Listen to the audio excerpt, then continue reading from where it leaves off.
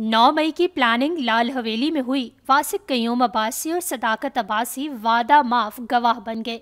बानी पाकिस्तान तहरीक इंसाफ इमरान खान और अवामी मुस्लिम लीग के सरबराह शेख रशीद के खिलाफ 9 मई के मुकदमात में पीटीआई के साबिक स्पीकर पंजाब असम्बली और साबिक रुकने कौमी असम्बली वादा माफ गवाह बन गए हैं।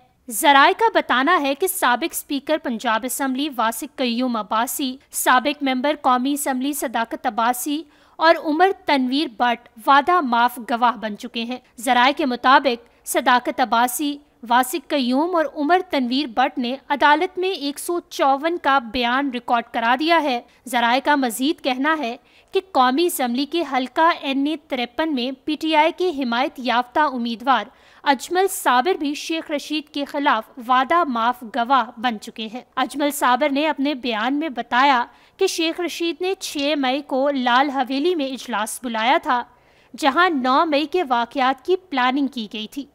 गवाहों ने अपने बयान में कहा कि 9 मई के वाकयात की प्लानिंग शेख रशीद, राजा बशारत, राशिद शफीक, एजाज खान, राशिद हफीज और बानी पाकिस्तान तहरीक इंसाफ इमरान खान की एमा पर की गई थी।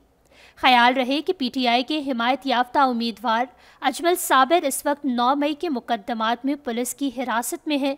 इंसदाद दहशतगर्दी की अदालत ने बानी पीटीआई इमरान खान, शेख रशीद और राशिद शफीक को 6 फरवरी को तलब कर रखा है।